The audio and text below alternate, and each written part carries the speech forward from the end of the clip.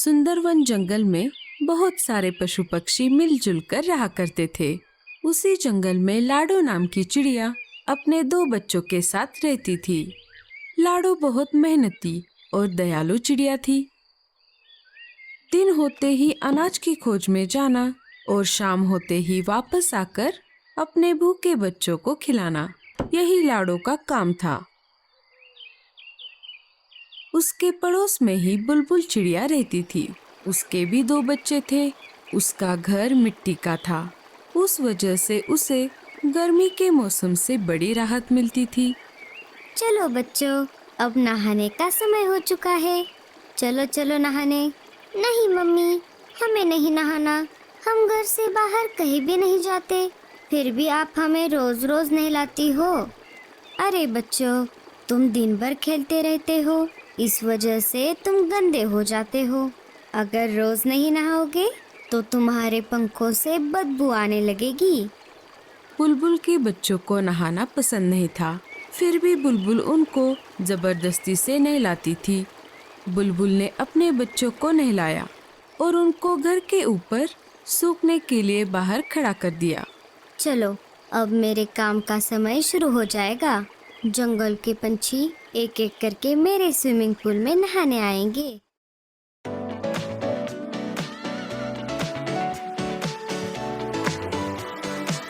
नहाने आएंगे। बुलबुल बहन, क्या मैं मेरे बच्चों को नहलाऊं? हाँ हाँ, क्यों नहीं, पर तुम्हें पता है ना, एक बच्चे को एक बेरी। हाँ हाँ, मुझे मालूम है। ये लो, 2 बेरियां। रानो भी अपने बच्चों को नहलाने लगी। एक एक करके जंगल के सारे पंछियों ने अपने अपने बच्चों को नहलाया। लाडो भी अपने बच्चों को नहलाना चाहती थी। वो बुलबुल के पास चली आती है। बोलो लाडो, क्या काम है? बुलबुल बहन, मुझे भी मेरे बच्चों को नहलाना है। हाँ हाँ, क्यों नहीं, लाओ फिर 2 बेरियां। अभी तो मेरे पास बेरिया नहीं है। बहन, जब मैं पहाड़ी इलाकों में जाऊंगी तब बेरिया लेकर आऊंगी और तुम्हें दे दूंगी। नहीं नहीं, ऐसा नहीं चलेगा। बेरिया नहीं तो स्विमिंग पूल में एंट्री भी नहीं। ठीक है बच्चों, चलो।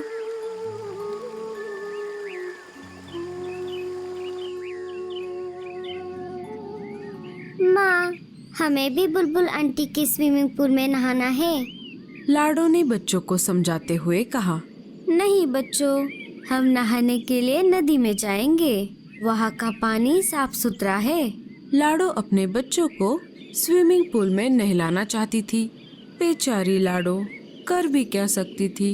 बेरियों का पेड़ ऊंचे पहाड़ी पर था और लाडो अपने बच्चों को अकेला घर पर छोड़कर उतनी दूर नहीं जाना चाहती थी।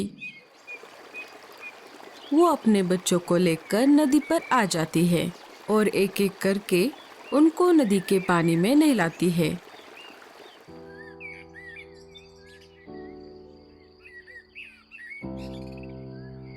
अरे लाडो, ऐसे उदास क्यों बैठी हो? क्या कुछ परेशानी है? अरे नहीं कालू भैया, ऐसी कोई बात नहीं है। सोनू मोनू को बुलबुल चिड़िया के स्विमिंग पूल में नहाने की बहुत इच्छा है, लेकिन वो नहाने के बदले बेरियों की मांग कर रही है और अभी तो मेरे पास बेरिया नहीं है। बेरिया लाने के लिए मुझे ऊंचे पहाड़ी पर जाना होगा, पर मैं मेरे बच्चों को घर पर अकेला छोड़कर उतनी दूर नहीं जा सकती। बस इतनी सी बात? मैं हूँ ना, मैं पहाड़ी इलाकों में जाकर बेरिया ले आऊंगा। बड़े आए जाने वाले। क्यों जी, आपके पास कोई दूसरा काम नहीं है क्या? ना बीवी है ना बच्चे। आप एक काम करो, सारे पंछियों के काम फोकट में करो। अरे गोरी, मैं तो ऐसे ही कह रहा था। मैं पहाड़ी इलाकों में जाता रहता हूँ ना, इसीलिए मैंने ऐसा कहा। तुम भी ना गोरी। बहुत दिनों से जग्गू सेब मांग रहा है, क्या आपने लाकर दिया? कोई जरूरत नहीं है किसी की मदद करने की। अब सीधा मेरे साथ घर चलो। कालू कौवा वहाँ से चला जाता है।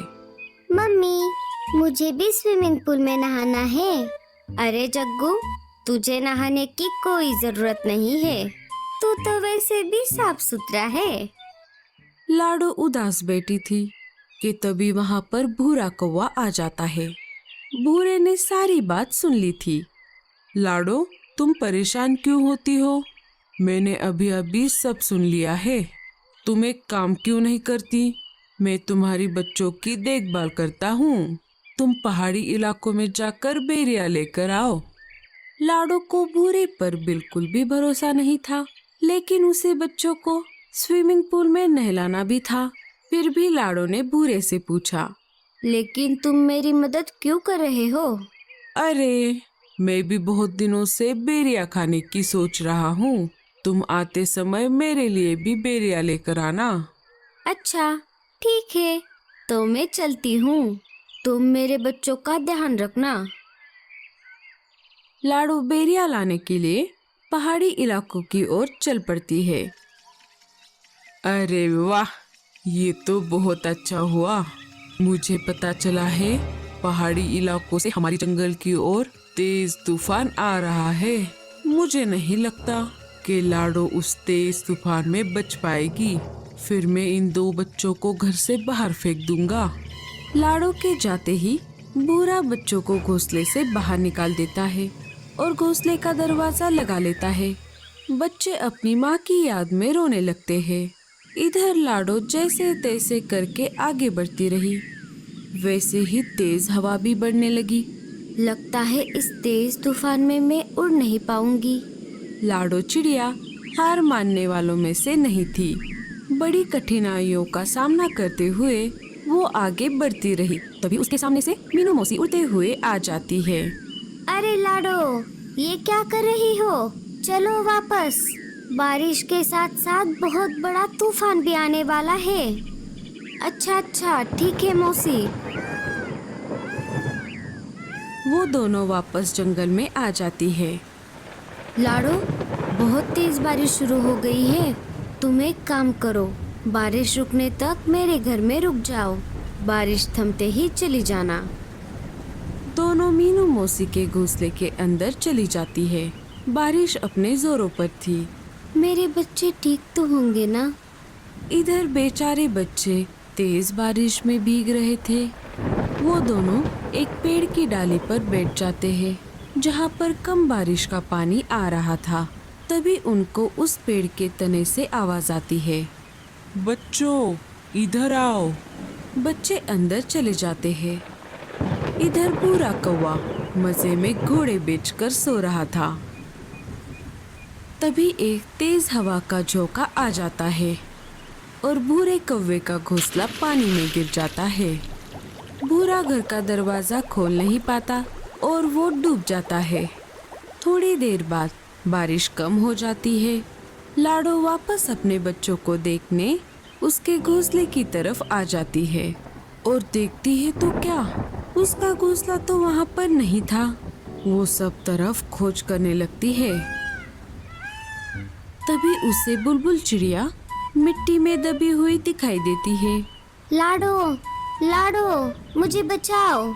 मेरा मिट्टी का घर बारिश में गल गया और मैं मिट्टी में धंस गई। अपनी जान की परवाह न करते हुए लाडो बुलबुल चिड़िया को गीली मिट्टी से बाहर निकालती है।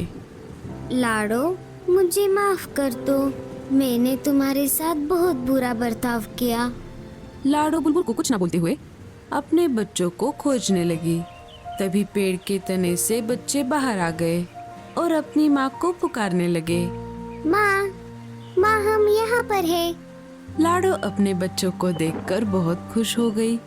अरे मेरे बच्चों, तुम कहाँ पर गए थे? माँ, आपके जाते ही उस भूरे अंकल ने हमें घर से बाहर निकाला था और हम यहाँ पर आ गए थे। हमें इन बूढ़ी दादी ने बचाया। माँ जी, आपका बहुत बहुत धन्यवाद। अगर आप मेरे बच्चों को आसरा ना देती तो मेरे बच्चे इस तेज बारिश को सह नहीं पाते। कुछ दिन गुजर जाते हैं। फिर एक दिन सारे पंछी मिलकर जंगल के बीचों बीच खुले मैदान में एक बड़ा सा स्विमिंग पूल बना देते हैं, जिसमें वो रोज नहाने लगते हैं। दोस्तों, आपको स्विमिंग पूल में नहाना अच्छा लगता है या नदी में? हमें कमेंट्स में जरूर बताना। और स्टोरी अच्छी लगे तो लाइक, शेयर और सब्सक्राइब जरूर करना।